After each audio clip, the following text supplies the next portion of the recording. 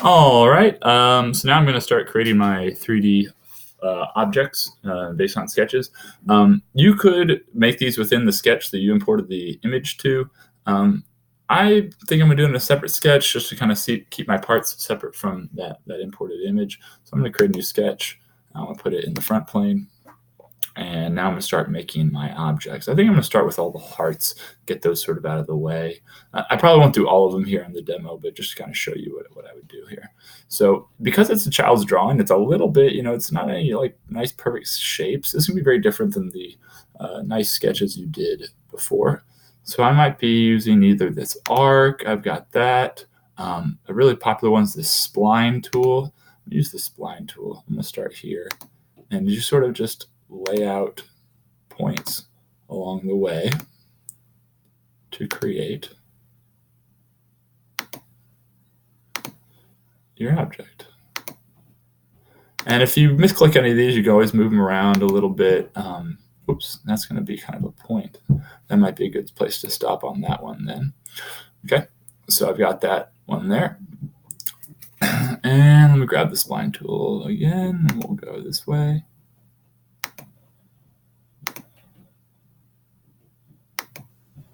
And this might be a little bit tedious. It takes some time, but it's worth it. Just think of that joy you're going to bring to a small child. And there we go.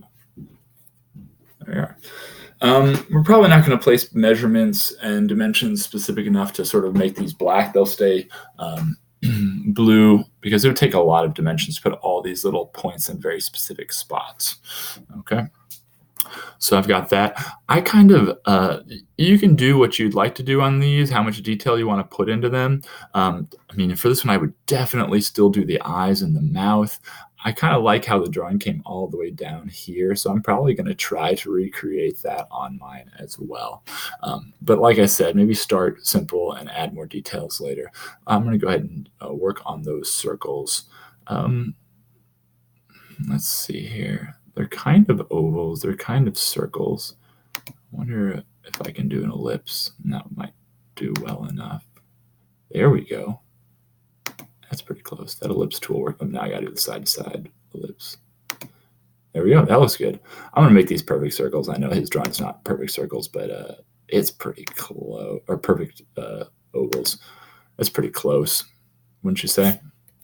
All right. Now, see, I think we want to be as close to the drawing as we can. You can see I actually made this one off a little. I'm going to grab it the middle of this here. I'm going to move it over. Hey, we're going to be precise on these very imprecise drawings. Kids worked hard. Okay. Let's see here. Let's do another spline, maybe. Yeah, let's do that. Depending how straight your child drew, you could use straight lines. You could do these sort of curved splines, whatever it takes to make that. You can always undo, redo, try different things. Adding more points helps you go around some sharp curves if you're going to use this spline tool.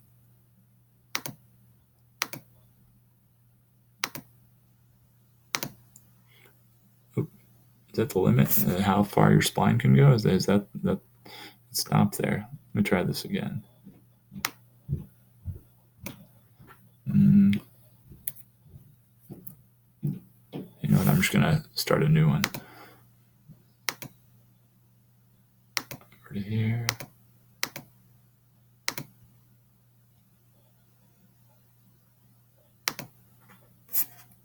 There we go.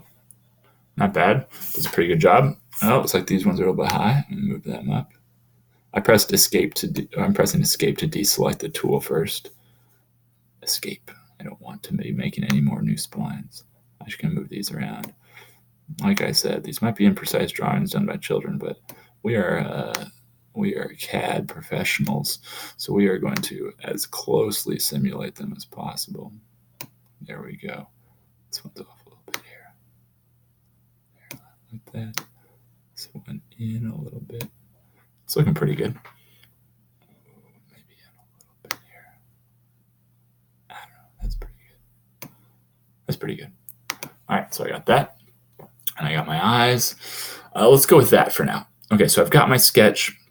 I think I'm pretty much done on that sketch. I'm going to select this space, which includes everything but the eyeballs and the mouth. I'm going to extrude it.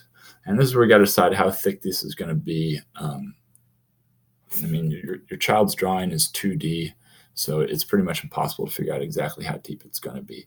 But I think maybe a 1/2 inch might be a good place to start. Maybe a little bit more. If you make it too thin, you're not have enough space to put like a hole in it so that you can, connect these pieces. So maybe 3/4 of an inch. It's up to you. Feel free to play around with how you want it. Now that leaves holes in there. River might think it's cool to have these eyeballs straight through as a hole. Another option that you could do is you could select the. Whoops. Let me select those. Are they all in the way now? Oops. So this part's in the way. I'm going to remove the part for a second. Let's show the sketch. Why can I not select it? Select these 3 things. I'm going to also extrude them. But with the full extrusion being 3/4 of an inch, I'm going to make this extrusion a little bit smaller, maybe 1/2 an inch. And so what's going to happen is it will extrude. Let me show the other one again. I hit it. There it is. And